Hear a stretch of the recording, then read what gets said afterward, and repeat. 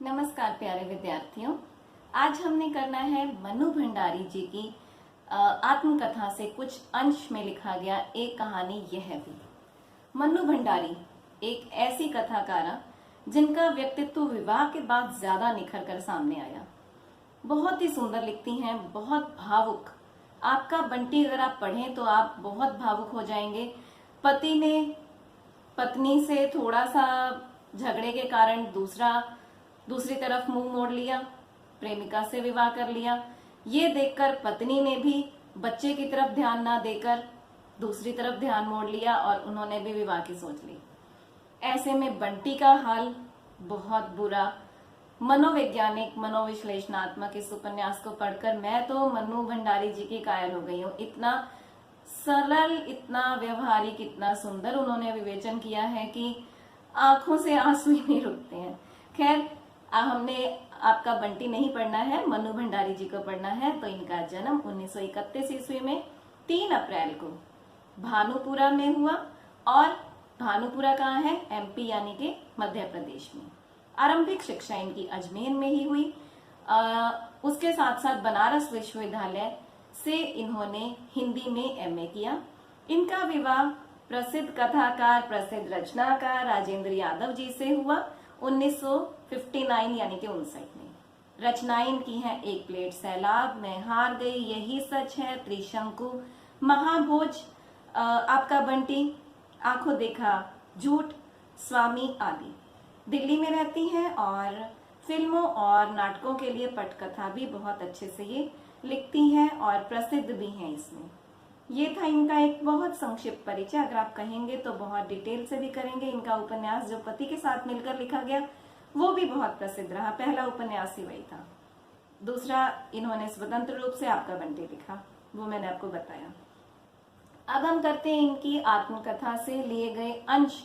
एक कहानी यह भी, ये एक आत्मकथा के अंश में ली गई है। इस संकलित अंश में उन्होंने उनके किशोर जीवन की बहुत सी घटनाओं को बताया है। उसके साथ साथ उनके पिता का व्यक्तित्व भी इसमें उभर कर आया है। उसके साथ साथ एक व्यक्तित्व और उभर कर आया है, वो है इनके कॉलेज की प्राध्यापिका शीला अग्रवाल जी। शीला अग्रवाल जी का व्यक्तित्व बहुत सुंदर दिखाया है इन्होंने।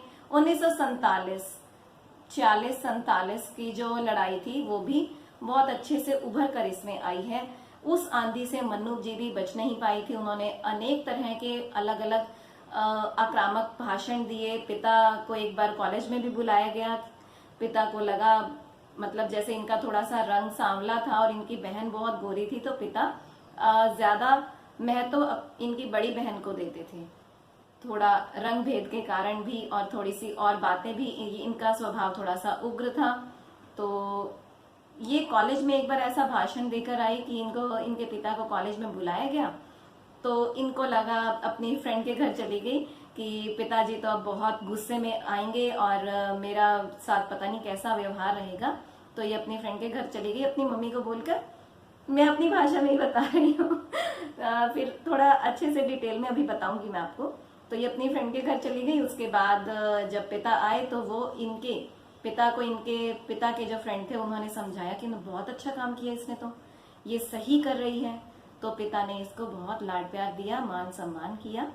पाठ में लेखिका के जीवन के कुछ संस्मरण है। लेखिका का जन्म एमपी में हुआ यानी कि मध्य प्रदेश में, जैसे कि आपको बताया है 1931 में 3 अप्रैल को।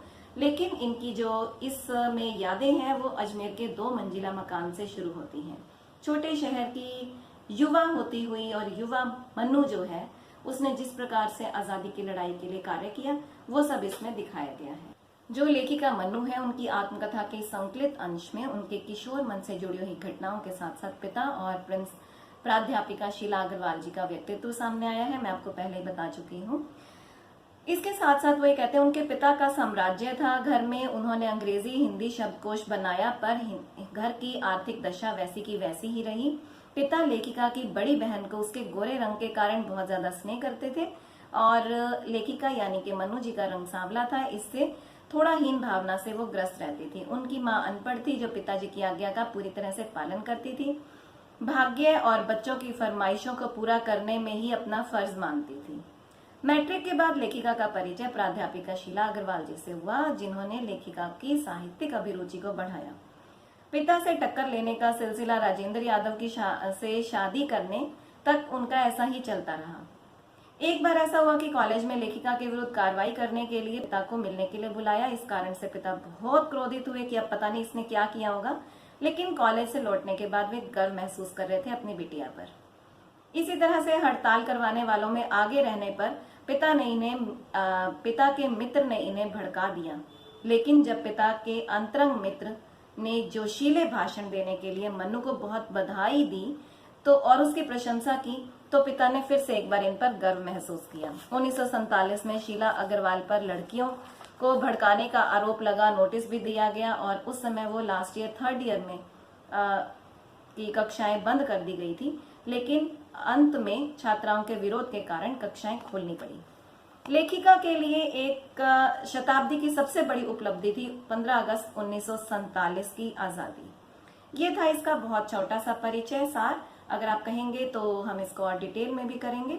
तो आज के लिए इतना ही। आशा करती हूँ आपको अच्छे से समझ आया होगा। नहीं आया तो आप कमेंट कीजिए, मैं आपको इसे और डिटेल में करवाऊंगी।